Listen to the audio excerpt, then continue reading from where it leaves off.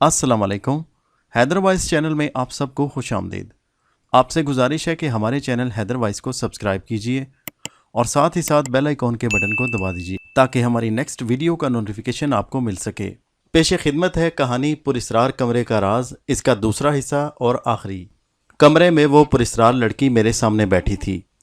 वो कहने लगी, मैं तुम्हें अपना राज ज़रूर बताऊंगी, मगर राज जानने के बाद तुम्हें मेरा एक काम करना होगा।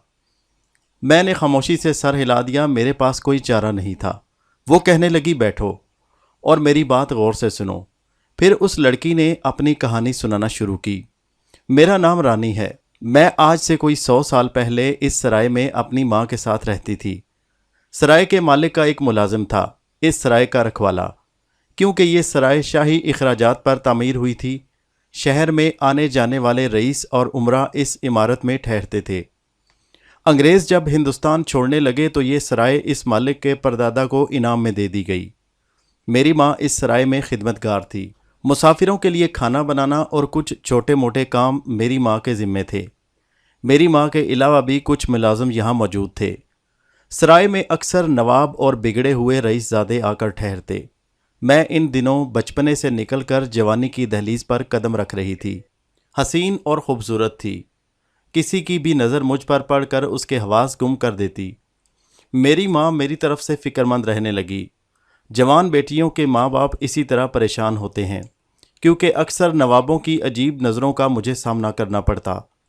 एक रात कहीं से एक रईसज़ादा आकर इस सराय में ठहरा। मेरी माँ खूबसूरत थी। मेरी माँ पर नज़र पड़ते ही वो मचल उठा और उसने सराय के मालिक के आगे वो बात रख दी जिसे सुनकर सराय के मालिक भी गड़बड़ा गया। मेरा बाप एक मज़दूर आदमी था। अक्सर औकात सराय के काम रात गए देर तक ख़त्म होते और उसके बाद फिर हम वापस चली जाती। खुदा जाने सराय के मालिक और उस नवाब के दरमियान क्या बात हुई। उस नवाब ने सराय के मालिक को क्या लालच दिया कि उस रात उसने हमारे साथ वो जुल्म किया जो आज भी याद करके आंखों से आंसुओं की लड़ी जारी हो जाती है। नवाब रईसज़ादे ने सराय के मालिक को मेरी माँ की इज़्ज़त कुचलने के इवज़ मुंह मांगी रकम का लालच दिया और सराय के मालिक ने इस रात हमें कुछ काम की गर्ज से रोक लिया। मैं भी अपनी माँ के साथ ही थी। सराय के मालिक ने सफाई के बहाने मेरी माँ को कमरे में भेजा। मैं भी उसके साथ थी। नवाबजादे की नीयत जानकर मेरी माँ को गुस्सा आ गया। उसने एहतजाज किया, मगर वो बेबस थी, एक मजबूर औरत। रईसज़ादे ने मेरी माँ की इज़्ज़त को रौंद कर मेरी आंखों के सामने कत्ल कर डाला, क्योंकि मेरी माँ ने शोर शराबा मचाना शुरू कर दिया। लाश को अमीरज़ादे के कारिंदों ने गायब कर दिया। मैं रोती रही, मगर रईसज़ादे को रहम ना आया। मेरी दुनिया तो माँ के कत्ल से ही उजड़ चुकी थी और उस पर सितम यह कि उस अमीरज़ादे ने गरीब की इज़्ज़त भी पामाल कर दी। यानी कि माँ के कत्ल और इज़्ज़त के तार तार होने पर मैं सकते में थी। उसने मुझे भी अपने पैरों तले रौंद डाला था और फिर वहाँ से चला गया। रखवाले को न जाने कितनी रकम मिली कि वो मुझे बहलाने और तसल्लियाँ देने लगा। समझाने लगा कि इस बात को एक हादसा समझकर भूल जाओ, मगर वो मेरी माँ थी, मैं उसे कैसे भूल सकती थी। मैं इतनी नासमझ नहीं थी। मैंने शोर मचाने का इरादा किया तो सराय के रखवाले को अपनी इज़्ज़त दांव पर लगती नजर आई।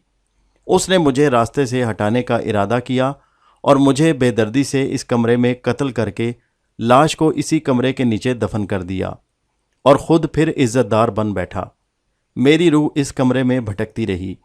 मैं जैसे खुली आंखों से सब कुछ देखती, यहाँ उस जैसे अमीरज़ादों के मकरू खेल देखती। कई लोगों को मैंने यहाँ से डरा कर भगाया और कई लड़कियों की इज़्ज़त बचाई। मेरे दिल में इंतकाम की आग भड़क रही थी, मगर मुझे उस रईसज़ादे का ठिकाना मालूम नहीं था। मैं पूरी सराय में फिरती रहती, आंसू बहाती और अपनी किस्मत को कोसती रहती। सबसे पहले मैंने उस रखवाले को एक रात मौत के घाट उतार दिया। मैंने उसे ऐसी इबरतनाक मौत मारा कि बस पूछो मत। बेइज्जती के डर से असल मालिक ने रखवाले की मौत को हादसे का रंग दे दिया ताकि सराय बदनाम ना हो, क्योंकि यहाँ कई इज़्ज़तदार लोग आकर ठहरते थे। मैंने यहाँ आने वालों को डराना धमकाना शुरू कर दिया। मुझे जब तक वो रईसज़ादा ना मिलता मुझे यहाँ से कहीं नहीं जाना था। मुझे इंतज़ार था कि कब वो रईसज़ादा यहाँ आए तो मैं उसे मौत के घाट उतारूं और फिर अपना इंतकाम ले लूं। मेरे दिल में इंतकाम की आग ऐसी भड़की कि मुझे किसी पल सुकून नहीं था। اور پھر ایک دن میرا انتظار ختم ہو گیا، وہ آ ہی گیا۔ میں نے اس رات اسے پوری رات اذیتیں دے دے کر مار ڈالا اور اس کی لاش کو کتوں کے آگے ڈال دیا۔ اس واقعہ سے سرائے میں خوف و ہراس پھیل گیا۔ کوئی اس سرائے میں آ کر نہیں ٹھہرتا تھا۔ لوگ یہاں آنے سے کترانے لگے۔ مالک کو فکر لاحق ہوئی تو میں نے یہاں کئی گناہگار لوگوں کو سبق سکھایا۔ ان لوگوں کو معلوم ہے کہ رانی جس کو اس کی ماں سمیت ناحق قتل کیا گیا وہی ان تمام واقعات کی ذمہ دار ہے، مگر یہ لوگ برابر کے گناہگار تھے، اس لیے میں نے ان کا پیچھا نہیں چھوڑا۔ میری انتقام کی آگ تو سرد ہو گئی، مگر میں جیسے اس کمرے کی قیدی بن کر رہ گئی، اور جب اس کمرے کو عامل نے بند کر دیا تو مجھے اور بھی گھبراہٹ ہونے لگی۔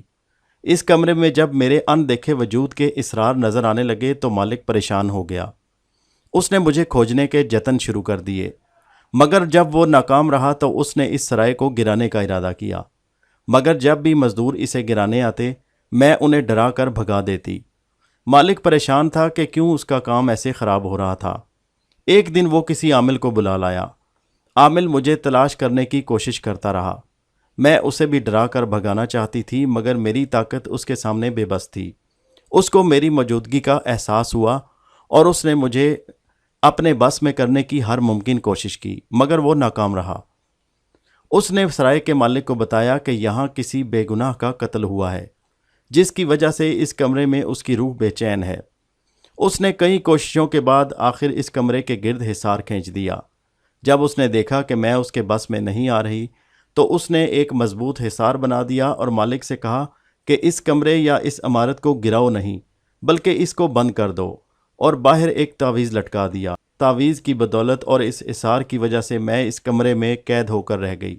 کئی مرتبہ میں نے یہاں سے نکلنے کی کوشش کی مگر میں کامیاب نہ ہو سکی۔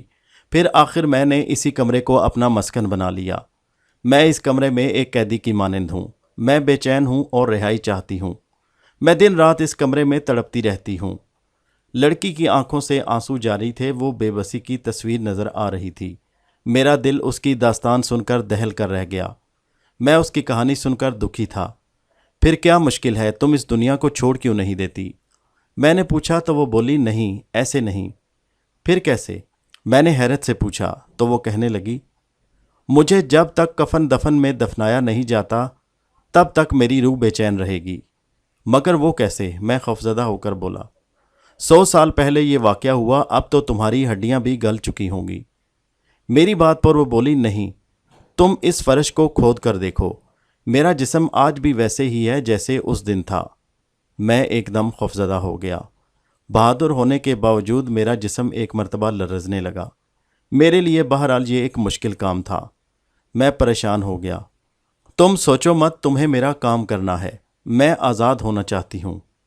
اچھا تم ایسے کرو، مجھے آج کا وقت دو، کل میں مالک سے بات کروں گا اور خود اس کمرے کو کھود کر اس میں سے تمہاری لاش نکلوا کر اس کو دفناؤں گا۔